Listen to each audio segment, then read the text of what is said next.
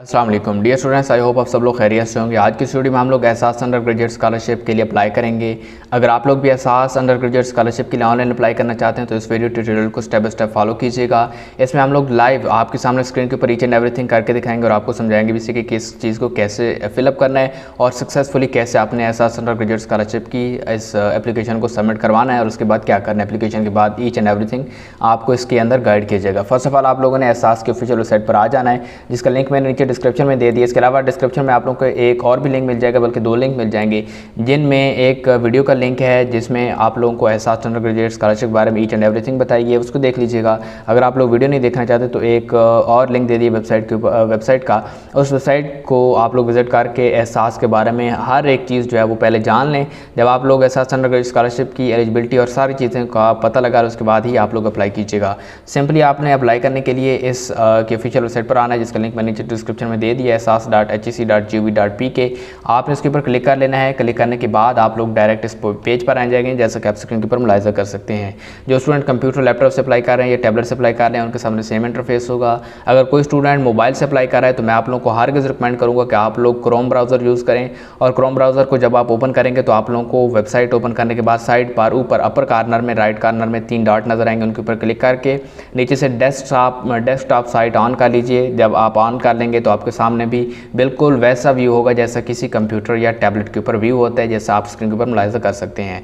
अगर आप लोग वो ऑन नहीं करते तब भी आप लोग अप्लाई कर लेंगे, लेकिन थोड़ा सा इंटरफेस का फ़र्क नज़र आता है, जो कि मोबाइल का डिस्प्ले छोटा होता है और कंप्यूटर का बड़ा होता है, तो इसलिए थोड़ा सा फ़र्क नज़र आता है। बाकी जो वेबसाइट है, फिलिंग फॉर्म है, सब कुछ सेम है। तो सिंपली आप लोगों ने यहाँ से शुरू कर लेना है। इस पेज पर आने के बाद आप लोगों को यहाँ पर एक बिल्कुल नीचे आखिर पर जहाँ पे आइकन्स बनाए हुए हैं ब्राउज़र्स के, उसके ऊपर लिखा होगा don't have an account sign up.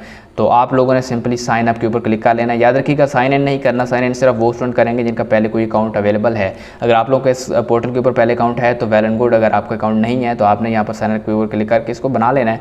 उसके सामने आपके सामने इस तरह का इंटरफेस है कि जैसे कि आप स्क्रीन के ऊपर देख सकते हैं। आपने इन्फॉर्मेशन को पढ़ लेना है। पढ़ने के बाद आप लोगों ने सिंपली ओके के ऊपर क्लिक कर लेना है। बहुत सिंपल सी बात है जो आपको समझ आ चुकी होगी। इसके बाद आपके सामने इस तरह का इंटरफेस होगा, ये इस तरह का फॉर्म होगा जिसको आप लोगों ने फिलअप करना होगा। इसको मैं भी फिलअप करता हूँ और आपको बताता हूँ कि आपने कैसे फिलअप करना है और कैसे साइन अप करना है। डियर स्टूडेंट्स, जहाँ पर आप लोगों का first of all first name है, आप लोगों ने अपना पहला नेम जो है, जैसे कि नाम के 2 हिस्से हैं तो नाम का पहला हिस्सा फर्स्ट नेम और जो लास्ट नेम है नाम का दूसरा हिस्सा वो दूसरे खाने में लिख देना है पूरा करेक्ट स्पेलिंग के साथ। उसके बाद नेशनैलिटी सेलेक्ट कर लेनी है।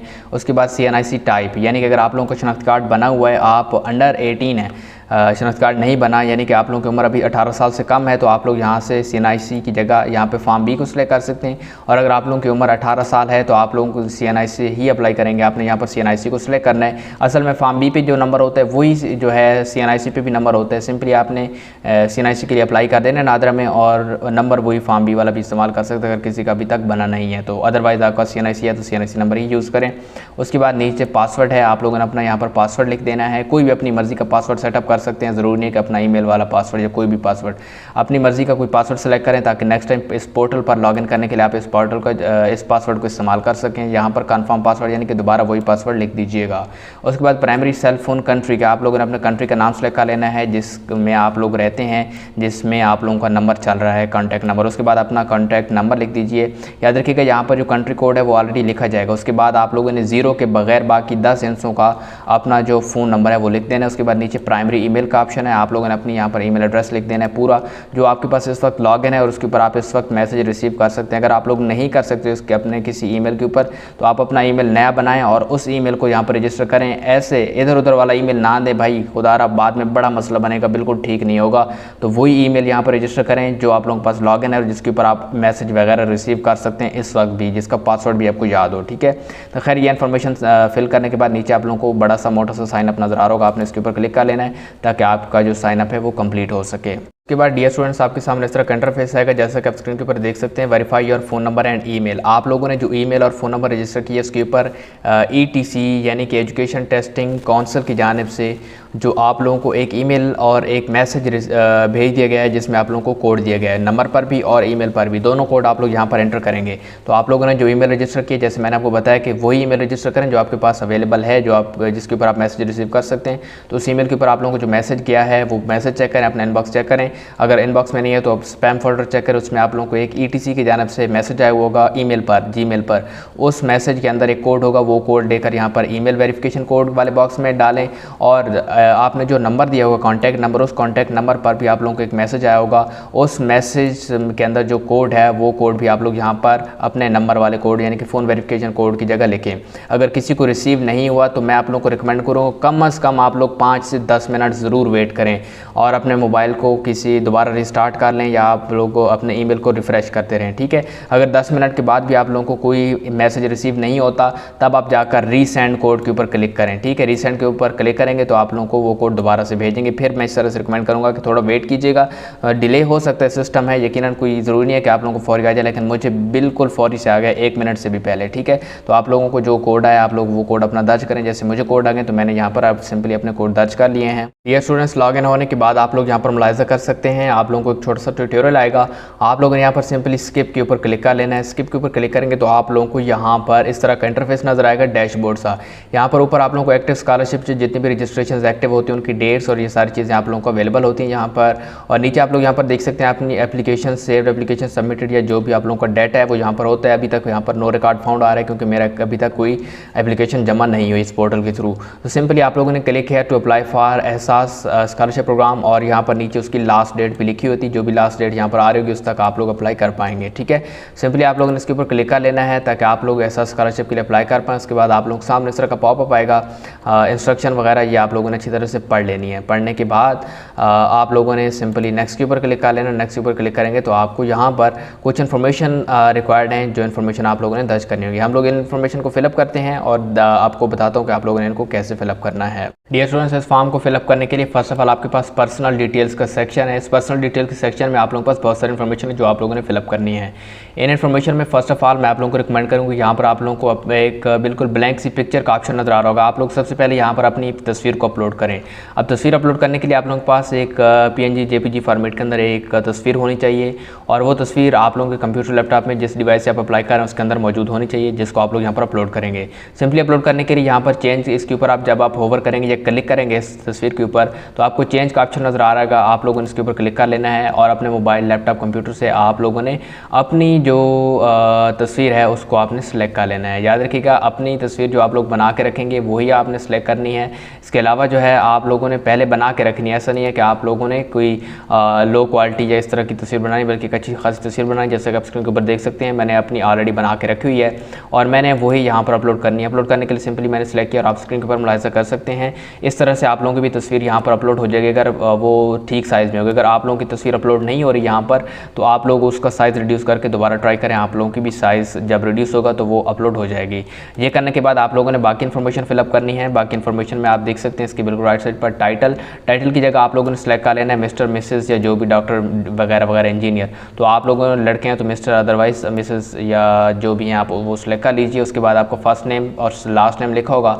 आप अगर आपका मिडल नेम है तो आप लोग यहाँ पर अपना मिडल नेम लिख सकते हैं। अब यहाँ पर ऑप्शन मौजूद है, जबकि पहले मौजूद जब रजिस्ट्रेशन हम लोग साइन अप कर रहे थे उस वक्त मौजूद नहीं थे। उसके बाद आपके पास जेंडर का ऑप्शन है तो जेंडर आप सेलेक्ट कर लीजिए। यहाँ पर जेंडर मेल है यहाँ पर पहली, उसके बाद दरमियान वाली फीमेल और तीसरे नंबर पर अदर है, ठीक है। उसके बाद मैरिटल स्टेटस है। मैरिटल स्टेटस में भी फर्स्ट ऑफ ऑल सिंगल है, उसके बाद दूसरे नंबर पर मैरिड है, तीसरे नंबर पर जो है यहाँ पर जो जिनकी शादी तो हो जाती है लेकिन वो फिर किसी रीज़न की वजह से एक साथ नहीं रहते, दूर दूर रहते हैं, या तीसरे नंबर पर, चौथे नंबर पर आप लोगों के पास ऑप्शन है कि वो लोग हैं जिनकी शादी हो गई लेकिन उनकी कोई ना कोई पार्टनर जो है वो उनकी डेथ हो गई है, ठीक है। उसके बाद आप लोगों ने नीचे मूव करना है बायोग्राफिकल इन्फॉर्मेशन के सेक्शन में। बायोग्राफिकल इन्फॉर्मेशन में फर्स्ट ऑफ ऑल आपने अपने डेट ऑफ बर्थ सेलेक्ट कर लेनी है। उसके नेक्स्ट बॉक्स में आपकी एज खुद ब खुद आ जाएगी। उसके बाद आप लोगों ने कंट्री जो है वो अपना सेलेक्ट कर लेना है। कंट्री सेलेक्ट करने के बाद आगे आपके पास रिलीजन का ऑप्शन है, अपना मज़हब सेलेक्ट कर लीजिए। उसके बाद अपना डोमिसाइल का जो प्रोविंस है या ज़िला है और सॉरी आपका जो सूबा है वो सेलेक्ट कर लीजिए। उसके बाद डोमिसाइल सिटी अपना सेलेक्ट कर लीजिए। उसके बाद डोमिसाइल डिस्ट्रिक्ट सेलेक्ट कर लीजिए, ठीक है। डोमिसाइल सिटी मतलब तहसील होती है नॉर्मली, और डोमिसाइल डिस्ट्रिक्ट आपका जो ज़िला है जिस ज़िले का डोमिसाइल बना हुआ है वो सेलेक्ट कर लीजिए। उसके बाद आप लोगों ने नीचे फादर्स इन्फॉर्मेशन है तो आप लोगों ने यहाँ पर अपने वालिद साहब की इन्फॉर्मेशन देनी है। फर्स्ट पहले बॉक्स में वालिद साहब का पूरा नाम लिख दीजिए। उसके बाद उनका CNIC यानी कि शनाख्ती कार्ड नंबर लिख दीजिए।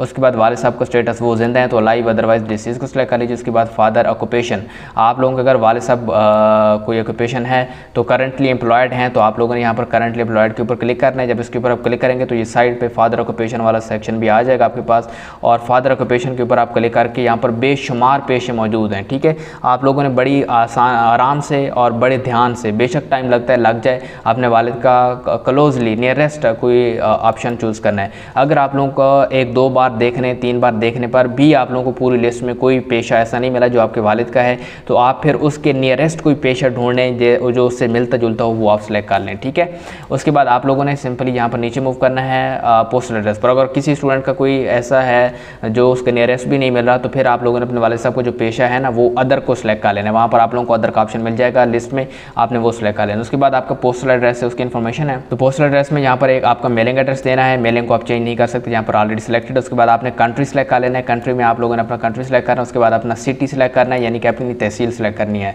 या जिस सिटी में आप रह रहे हैं उसको सेलेक्ट करें। उसके बाद अपना डिस्ट्रिक्ट सेलेक्ट कर लीजिए और उसके बाद पोस्टल कोड सेलेक्ट कर लीजिए। यहाँ पर पोस्टल कोड सारे अवेलेबल हैं।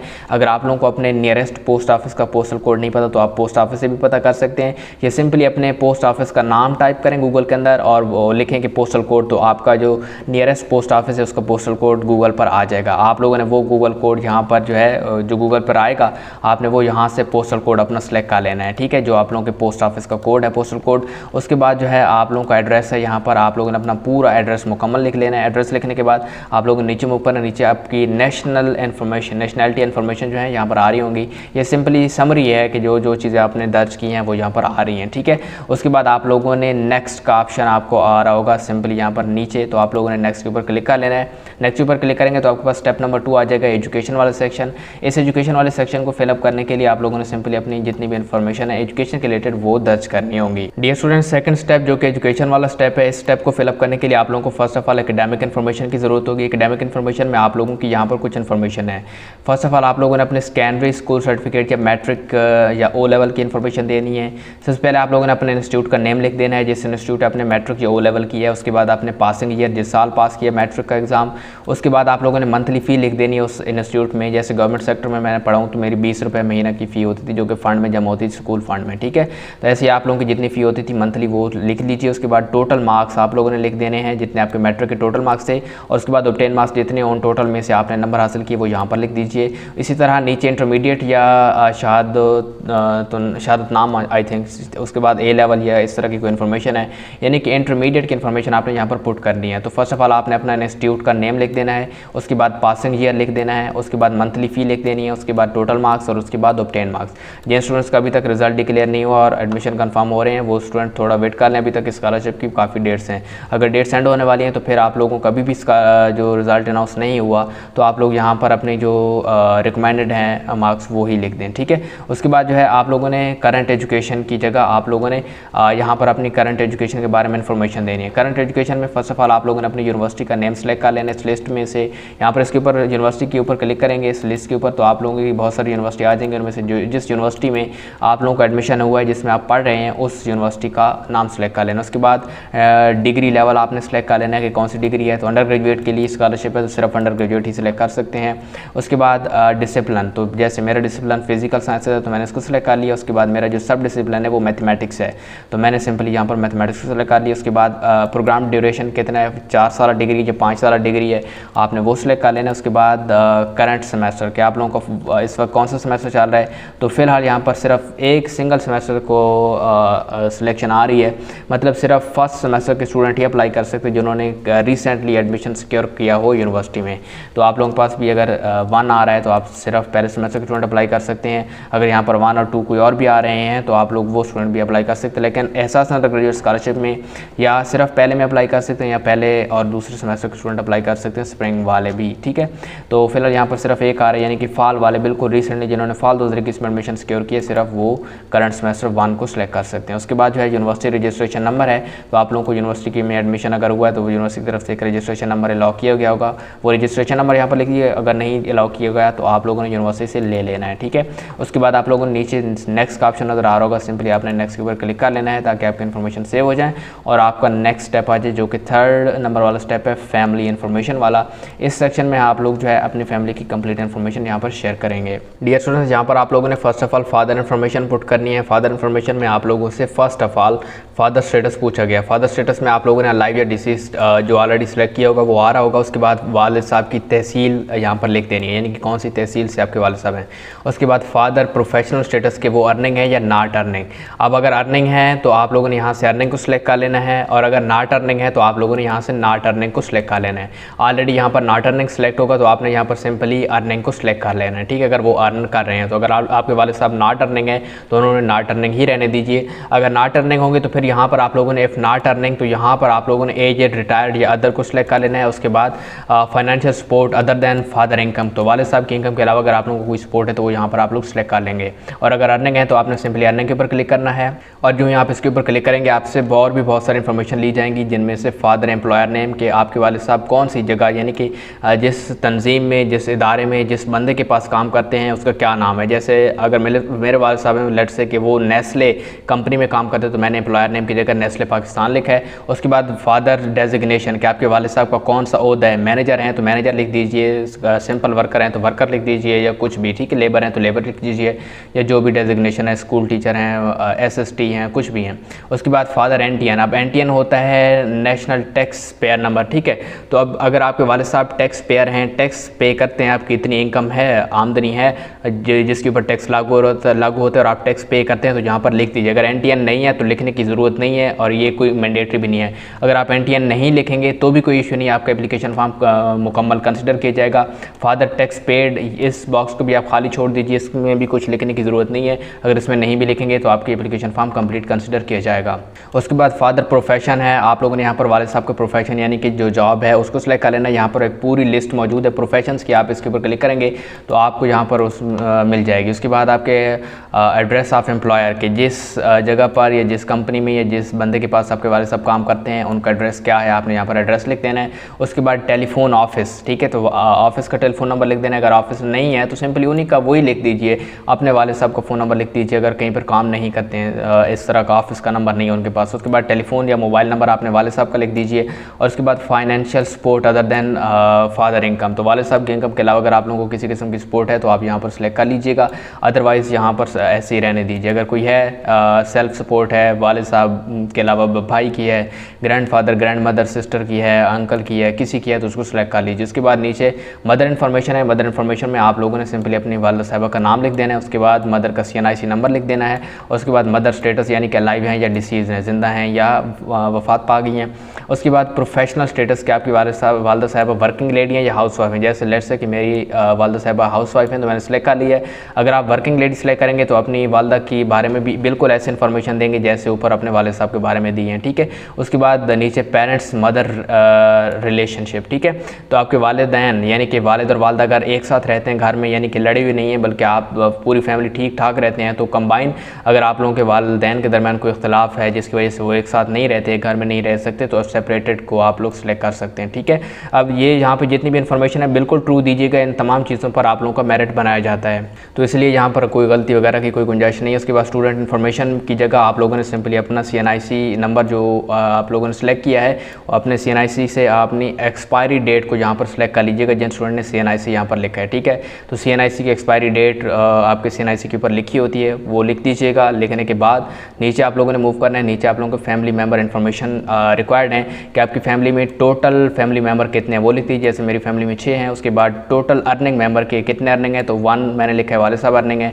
उसके बाद ब्रदर्स के टोटल ब्रदर्स कितने हैं, तो 2 भाई हैं तो 2 लिख दीजिए। उसके बाद डिपेंडेंट फैमिली मेम्बर्स, तो डिपेंडेंट फैमिली मेम्बर वो फैमिली मेम्बर होते हैं जो टोटल आपकी फैमिली के अंदर कमा नहीं रहे बल्कि सिर्फ खा रहे हैं, तो 5 मेंबर ऐसे हैं जो खा रहे हैं और 1 मेंबर ऐसे है जो कमा रहा है, ठीक है। मैं आपको यहाँ पर जो है एक मिसाल के साथ समझा रहा हूँ, ठीक है। उसके बाद स्टडीइंग फैमिली मेम्बर, तो जो जितने फैमिली मेम्बर आपके स्टडी कर रहे हैं फैमिली में से उनकी तादाद लिखनी है। जैसे अगर हम 4 बहन भाई हैं तो हम 4 बहन भाई अगर एजुकेशन पढ़ रहे हैं तो यकीनन हम लोग यहाँ पर 4 लिखेंगे, अगर 3 हैं तो 3। ऐसे ही जितने स्टूडेंट जितने आपकी फैमिली में से लोग पढ़ रहे हैं उनकी तादाद लिख देनी है। और उसके बाद सिस्टर्स की तादाद लिख देनी है कि कितनी सिस्टर्स हैं, जैसे ऊपर ब्रदर्स 2 और सिस्टर्स भी 2, ठीक है। तो आपके अगर लेट से किसी के ब्रदर 1 है तो सिस्टर्स जितनी होंगी उस लिहाज से लिखिएगा, ज़रूरी है कि आप बराबर लिखें, बिल्कुल ठीक लिखिएगा अपने लिहाज से, ठीक है। ये लिखने के बाद नीचे फैमिली इनकम का ऑप्शन आ जाएगा। फैमिली इनकम में आप लोगों ने तमाम इनकम इन्फॉर्मेशन देनी है। सिंपली ये इन्फॉर्मेशन देने के लिए आप लोगों को नीचे ऐड मोर का ऑप्शन नज़र आ रहा होगा, आपने इस ऐड मोर के ऊपर क्लिक करना है। इसके ऊपर आप क्लिक करेंगे तो आपकी यहाँ पर जितनी भी इन्फॉर्मेशन है वो हम लोग फिलअप करते हैं, तो देखिएगा कैसे फिलअप करनी है। इस सेक्शन में first of all name of earning person का ऑप्शन है। आप लोगों ने यहाँ पर उस शख्स का नाम लिखना है जो कमा रहा है। जैसे मैंने आपको बताया कि मेरे वालिद साहब कमा रहे हैं तो मेरे वाले साहब ही वो वाहिद शख्स हैं जो हमारी फैमिली के अंदर कमा रहे हैं, तो मैंने उनका नाम लिखा है यहाँ पर फर्स्ट बॉक्स में। उसके बाद प्रोफेशन के, उनका प्रोफेशन कौन सा, उनका प्रोफेशन लिख दीजिए। उसके बाद फाइनेंशियली सपोर्टिंग फैमिली, ठीक है। अगर आपके वाले साहब ही वो शख्स हैं जो आपकी पूरी फैमिली को सपोर्ट कर रहे हैं तो फाइनेंशियली सपोर्टिंग फैमिली को आपने येस कर लेना है, ठीक है। अगर अदरवाइज़ अगर आपने कोई ऐसा शख्स ऐड किया है जो कमा तो रहा है लेकिन आपकी फैमिली को सपोर्ट नहीं कर रहा है, यानी कि आपकी फैमिली में कोई ऐसा मेंबर है, आपका भाई है, कोई ऐसा बंदा है जो कमा ज़रूर रहा है लेकिन फैमिली को वो सपोर्ट नहीं कर रहा है, वो जितना कमाते हैं खुद लगा लेते हैं, ठीक है, तो वो उसका अगर आप नाम लिखेंगे तो उसके साथ आप नो को सिलेक्ट करेंगे। अदरवाइज़ आप लोगों ने येस को क्लिक करना है। फाइनेंशियल सपोर्टिंग फैमिली, अगर आप लोगों को जो यहाँ पर मेंबर लिखा है वो अगर आपकी फैमिली को सपोर्ट कर रहा है। उसके बाद रिलेशनशिप विद एप्लीकेंट के, उस शख्स का जिसका आपने यहाँ पर नाम लिखा है आपके साथ, यानी कि एप्लीकेंट के साथ क्या रिलेशन है, तो मैंने ये सिलेक्ट किया कि फादर को सिलेक्ट कर लिया। उसके बाद ग्रास इनकम, अब ग्रास और नेट इनकम यहाँ पर लिखी गई। ग्रास इनकम मतलब होता है कि टोटली उनकी आमदनी कितनी है। लेट्स से कि मेरे वालिद साहब हैं, अगर वो मंथली 55,000 रुपया कमा रहे हैं, उनकी सैलरी है टोटल, तो उनका जो टोटल ग्रास इनकम है वो 55,000 है। लेकिन नेट इनकम क्या होती है? नेट इनकम वो होती है कि अगर आप जो वो कमा रहे हैं उसमें से जो खर्च अखराजात हैं वो निकाल लो, तो जब वो निकाल लेने के बाद आप लोगों की जो नेट इनकम है वो कितनी बचती है, ठीक है, तो वह यहाँ पर आपने नेट लिखनी है। जैसे मेरे वालिद साहब की 55,000 ग्रास इनकम है और ख़र्चे वगैरह करने के बाद मेरे वालिद साहब की जो है 20,000 रुपीज़ नेट इनकम आ जाती है, ठीक है। तो नेट इनकम मैंने 20,000 और ग्रास इनकम 55,000 लिखी है। इसके अलावा अगर कोई और शख्स है, कोई आपका भाई है, बहन है, वो कमा रहा है, तो आपने दोबारा से नीचे ऐड मोर का ऑप्शन नजर आ रहा होगा, इसके ऊपर क्लिक करना है और यहाँ पर उनका नाम लिखना है और जैसे यहाँ पर मैंने ऊपर आप लोगों को बताया बिल्कुल वैसे ही करना है। अदरवाइज़ यहाँ पर मजीद ऐड करने की ज़रूरत नहीं है अगर आप लोगों का सिर्फ एक ही शख्स है कमाने वाला। तो उसके बाद आपने नीचे मूव करना है। यहाँ पर आप लोगों को समरी भी नज़र आ रही होगी ऊपर, आप लोगों की जितनी भी इन्फॉर्मेशन पुट की हैं आपने ये फैमिली इनकम के हिसाब से। उसके बाद नीचे अगर आप मूव करें तो नीचे आपके पास बिल्कुल लास्ट पर इनकम फ्राम अदर सोर्सेज कि आपकी इस जो ऊपर आपने फैमिली इनकम बताई है उसके अलावा भी अगर आप लोगों की कोई फैमिली के अंदर जो है कोई रिसोर्सेज हैं जिनसे आपकी इनकम आ रही है तो वो ऐड करें। जैसे ऐड मोर के ऊपर आप क्लिक करें तो रिसोर्सेज इनकम किससे सिलेक्ट कर सकते हैं, salary, land on business, stock price, bonds और वगैरह वगैरह। तो मैं लैंड ऑन बिजनेस, क्योंकि लैंड है तो लैंड की भी इनकम है, तो मंथली इनकम यहाँ पर लिखेंगे टोटल जितनी मंथली इनकम आती है, ठीक है। मंथली इनकम के बाद ईयरली इनकम यहाँ पर लिखेंगे। ईयरली इनकम के वाले बॉक्स के अंदर आप क्लिक करेंगे तो यहाँ पर आ जाएगी खुद ब खुद और ये आ जाएगी, ठीक है। लेकिन अगर आप लोगों की जो यहाँ पर कोई अदर इनकम नहीं है फैमिली के अलावा तो आप लोगों ने इनकम फ्राम अदर रिसोर्सेज को बिल्कुल लिखना भी नहीं है, इसको छोड़ देना है, ये कोई ज़रूरी नहीं है, ठीक है। इसको आपने फिलअप नहीं करना है, ठीक है। फिलअप नहीं करेंगे तो बस आप छोड़ देंगे, ठीक है। उसके बाद आप लोगों ने नीचे मूव करना है। नीचे आप लोगों को नेक्स्ट का ऑप्शन नजर आ रहा होगा, आप लोगों ने सिंपली नेक्स्ट के ऊपर क्लिक कर लेना है। नेक्स्ट के ऊपर आप जो ही क्लिक करेंगे तो आपके पास स्टेप नंबर 4 आ जाएगा एक्सपेंडिचर का।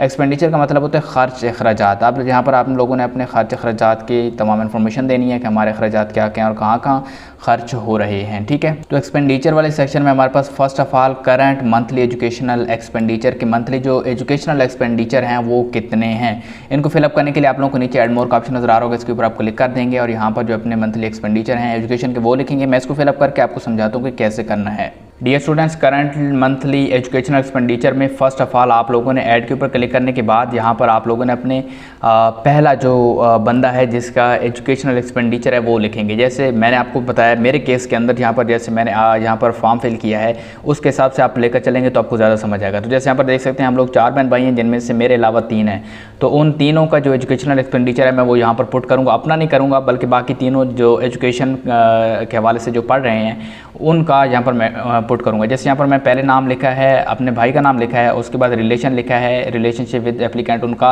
रिलेशन लिख दिया। आप लोग भी अपने किसी बहन भाई का नाम लिख दीजिए, उसके बाद जो है आप लोगों ने उनका रिलेशनशिप लिख देना। उसके बाद इंस्टीट्यूट नेम जिसमें वो पढ़ रहा है उसका नाम लिखा है, उसके बाद टाइप यानी कि वो पब्लिक है या प्राइवेट है, तो पब्लिक है मैंने सेलेक्ट कर लिया। उसके बाद वो कौन सी क्लास में पढ़ रहा है, कौन सा सेमेस्टर है उसका, उसके बाद जो है मंथली एजुकेशनल एक्सपेंडिचर, उसके बाद लिखने के बाद जब ये हो जाए उसके बाद आपने दोबारा से ऐड मोर के ऊपर क्लिक करना है। इसके ऊपर क्लिक करेंगे तो आपके पास नेक्स्ट आ जाएगा बॉक्स इस तरह का। नेक्स्ट बॉक्स में भी आप लोगों ने बिल्कुल ऐसी पुट करना है जैसे मैंने यहाँ पर सिस्टर का नाम लिखा है, उसके बाद रिलेशनशिप लिखा है सिस्टर, उसके बाद वो जिस इदारे में पढ़ रही है उस इदारे का नाम लिखा है जैसे PGC मियाँ वाली, उसके बाद टाइप ऑफ इंस्टीट्यूट मैंने यहाँ पर लिखा है जिस इंस्टीट्यूट में यानी कि वो प्राइवेट सेक्टर में पढ़ रही है पंजाब ग्रुप ऑफ कॉलेज में, तो यकीनन मैंने प्राइवेट सेक्टर को सिलेक्ट किया। उसके बाद जो है क्लास सेमेस्टर को मैंने सेलेक्ट कर लिया है, तो कौन सी क्लास में है वो मैंने सेलेक्ट कर लिया, ठीक है। उसके बाद मंथली एजुकेशनल एक्सपेंडिचर, तो मंथली जो उनके एजुकेशनल एक्सपेंडिचर एक्सपेंडिचर हैं वो कितने हैं, वो 6000 है, तो मैंने यहाँ पर वो लिख दीजिए। उसके बाद जो है नीचे थर्ड जगह पर फिर से मैंने सिस्टर का नाम लिखा है और उनका नाम लिखा है। उसके बाद उनका रिलेशनशिप, वो यूनिवर्सिटी सरगोदा में पढ़ रही है तो उनका वहाँ पे लिखा है। उसके बाद पब्लिक सेक्टर में, उसके बाद जो है क्लास उनकी जो है वो लिखी है, क्लास या सेमेस्टर जो है उनका वो लिखा है। उसके बाद जो है उनका मंथली एक्सपेंडिचर जो है वो कितना है वो लिख दिया, ठीक है। ये लिखने के बाद अब मेरे फैमिली के अंदर सिर्फ यही 3 बंदे हैं जो एजुकेशन हासिल कर रहे हैं मेरे अलावा, तो मैंने उनकी सारी इन्फॉर्मेशन यहाँ पर पुट कर दी है। आपने भी ऐसे पुट करना है, जब सब बंदों की पुट कर लें उसके बाद आपने नीचे मूव करना है। आप लोग यहाँ पर देख भी सकते हैं, आपकी यहाँ पर जितनी भी इन्फॉर्मेशन है वो यहाँ पर शो हो रही है। याद रखिएगा ओवरलोड नहीं करना खुद से, ताकि ओवरलोड करेंगे तो फिर एप्लीकेशन आपकी गलत हो जाएगी, इसका मैं जिम्मेदार नहीं हूँगा, ठीक है। उसके बाद नीचे है सेल्फ एजुकेशन एक्सपेंडिचर के, अब आपका अपना कितना खर्चा है मंथली आपके एजुकेशन पर, तो मैंने यहाँ पर अपना सेल्फ का जो खर्चा है वो लिख दिया है, जिसमें मेरी यूनिवर्सिटी की ट्यूशन फ़ी वगैरह सब कुछ, हॉस्टल एकोमोडेशन वगैरह शामिल है। पूरा कुल मिला के आने जाने खर्चे समेत मेरा 9000 पर मंथ तकरीबन खर्चा बनता है, तो मैंने यहाँ पर लिख दिया। आपने अपने लिहाज से जितना आपको बनता है वो लिख दीजिए। उसके बाद नीचे मंथली फैमिली एक्सपेंडिचर के, फैमिली का आपका मंथली कितना एक्सपेंडिचर है। उसके बाद आप लोगों ने यहाँ पर जो है एवरेज टेलीफोन या internet bill of last 6 month के, आखिरी 6 महीनों का एवरेज बिल कितना है। आखिरी 6 महीने इसलिए कह रहे हैं कि आखिरी 6 महीनों से आपका एवरेज निकल आएगा कि एवरेज कितना है। आप हो सकता है किसी महीने में ज़्यादा आता है, किसी में कम आता है, तो ताकि 6 महीनों का जब एवरेज निकाला जाएगा तो सही से पता चल जाएगा कि एवरेज बिल कितना आता है, तो एवरेज लिख दिया। उसके बाद average electricity bill of 6 month के, आखिरी 6 महीनों की जो आपके बिल है ना उनको आपने जमा करना है और डिवाइड बाय 6 कर देना है, जो जवाब आएगा वो आपका एवरेज होगा। तो एवरेज इलेक्ट्रिसिटी बिल भी लिख दीजिए, average gas bill of 6 month वो भी लिख दीजिए। उसके बाद average water bill of last 6 month वो भी लिख दीजिए, एवरेज मंथली बिल वो लिख दीजिए। उसके बाद average family expenditure on kitchen के, आप लोगों को खाने पीने का यानी कि किचन के ऊपर कितना खर्चा आ जाता है फैमिली का पर मंथ। उसके बाद जो है एवरेज फैमिली मेडिकल एक्सपेंडिचर के, मेडिकल के ऊपर कितना खर्चा आता है।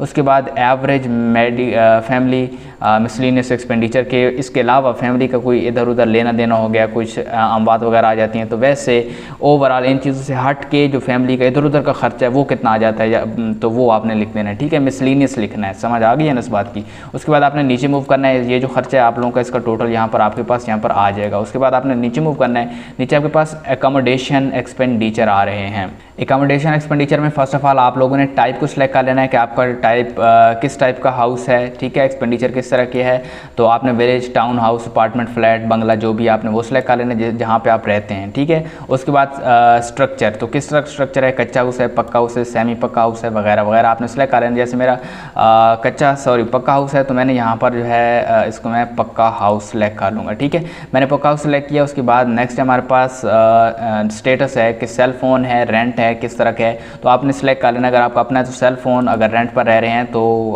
रेंट लिख दीजिए। एम्प्लॉयर या गवर्नमेंट ओन है, यानी कि गवर्नमेंट ने दिया हुआ है या किसी ऐसे बंधन दिए जहाँ पे आप काम करते हैं, आपके वालिद साहब काम करते हैं, तो वो लिख दीजिए। अगर फैमिली का ओन है तो आप लोगों ने यहाँ पर जो है फैमिली ओन लिख देना है, ठीक है। तो फैमिली ओन है तो बेहतर है फैमिली ओन लिख दीजिए। उसके बाद जो है नेक्स्ट आपके नंबर ऑफ़ यहाँ पर जो है नंबर ऑफ़ बेडरूम्स, कि आपके घर के अंदर कितने बेडरूम्स हैं, तो जितने बेडरूम्स हैं 4 से 6 हैं, 2 से 3 हैं, 1 से 2 हैं, तो वो आपने सेलेक्ट कर लेना। उसके बाद total size of the house in square feet, आप स्क्वायर फीट के अंदर आप लोगों ने अपने घर का जो साइज़ है वो लिख देना। अब ये एवरेज लिखना है, मतलब एवरेज का मतलब कि तकरीबन, यकीनन आप अब वो कोई फ़ीता लेके अपने घर को मापने तो नहीं जाएंगे ना, यकीनन यहाँ पर आप लोग एवरेज इस्तेमाल करेंगे। घर वालों से पूछना है कि हमारे घर का रकबा कितना है, जो वो रकबा बताएंगे कनाल वगैरह में, मरला में, उसको आपने स्क्वायर फीट में कन्वर्ट कर लेना। बड़ा तेज़ ज़माना है यार, गूगल इंटरनेट से आप लोग कन्वर्ट कर सकते हो, ठीक है, एप्लीकेशन से कन्वर्ट कर सकते हो। सिंपली कन्वर्ट करके एवरेज सा जितना है तकरीबन उतना लिख दीजिए। उसके बाद covered area in square foot, अब ये जो पहले एक एरिया लिखा था ये आपके घर का एरिया है,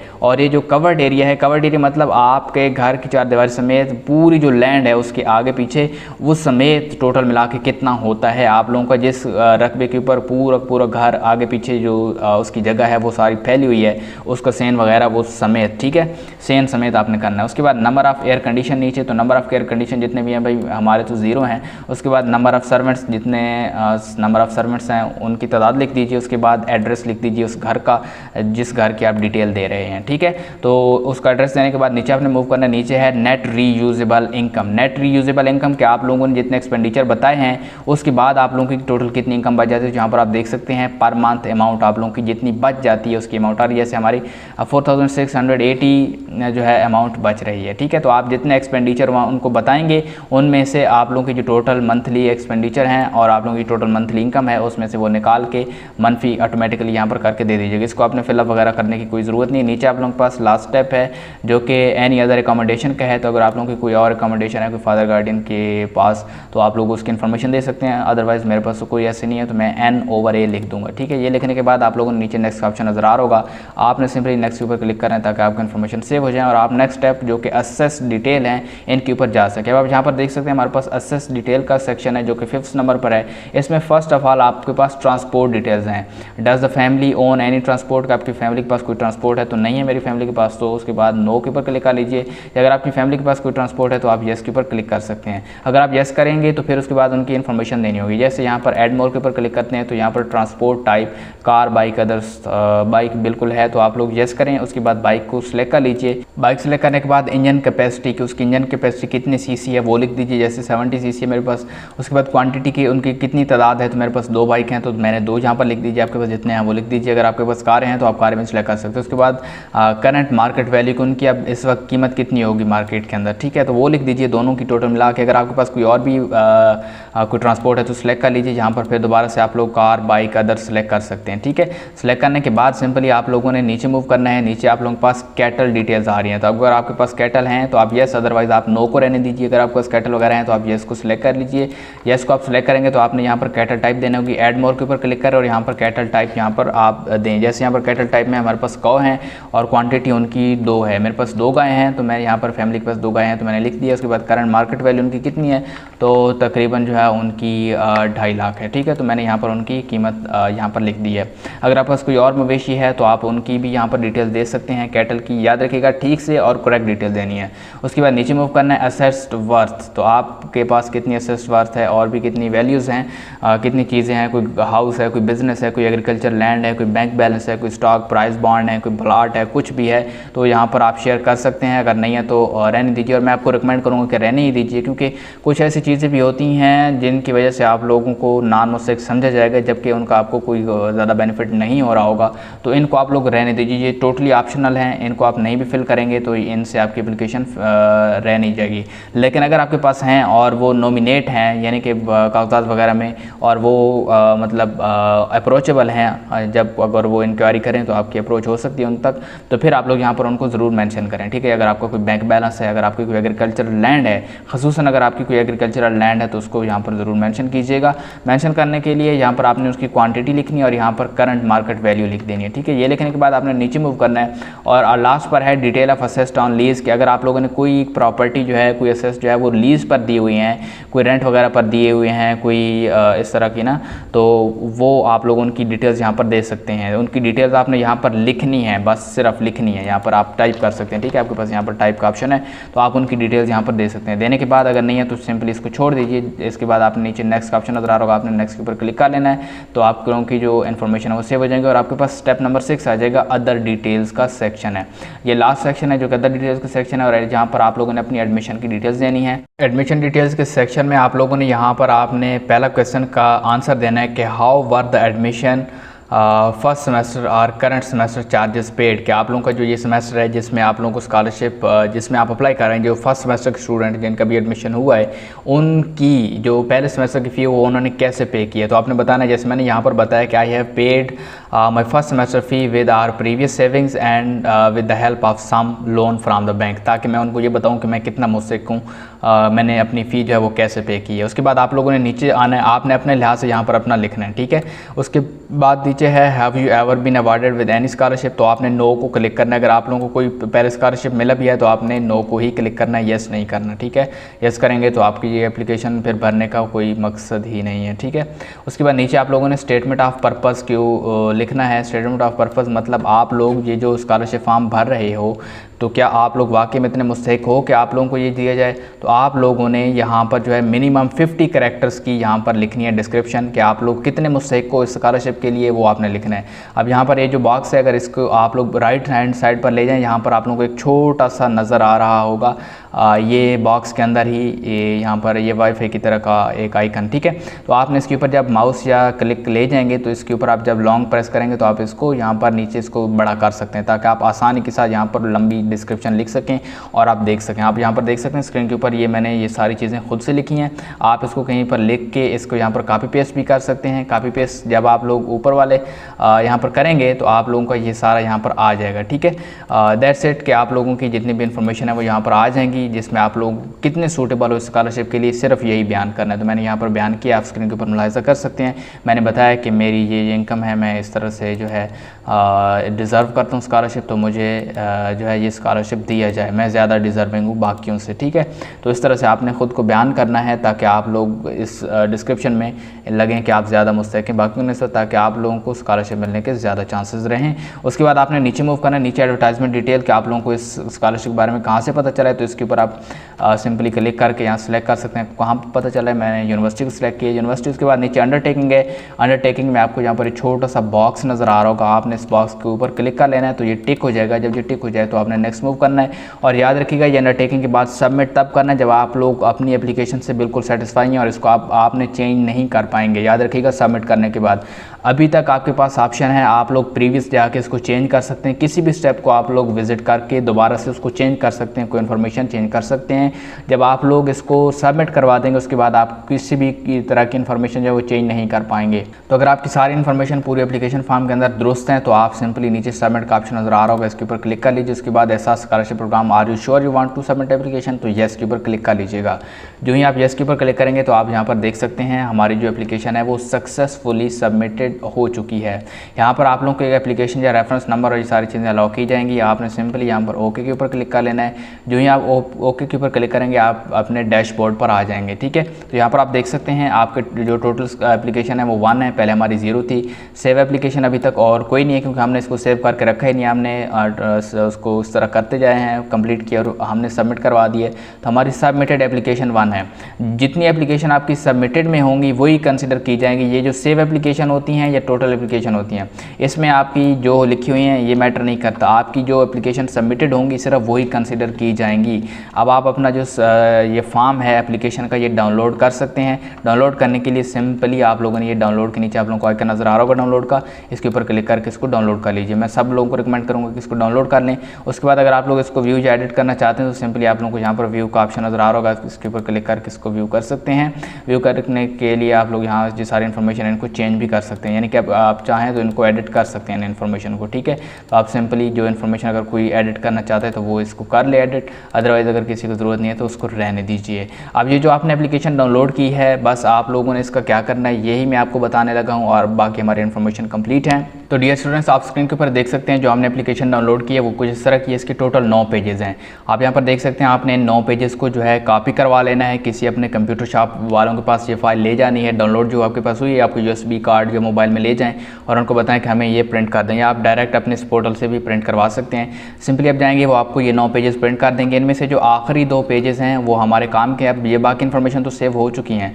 जो लास्ट पे 2 पेजेस हैं वो हमारे काम किस लिए हैं, क्योंकि अभी तक हमने उनके ऊपर काम करना है। उनके ऊपर क्या काम करें, यहाँ पर आप देख सकते हैं पेज नंबर जो आपके पास है ये वाला जो तकरीबन आपके पास लास्ट पेज बनता है, बिल्कुल आखिर वाला पेज। इस पेज के ऊपर अगर आप आएँ तो यहाँ पर डॉक्यूमेंट्स चेक लिस्ट है।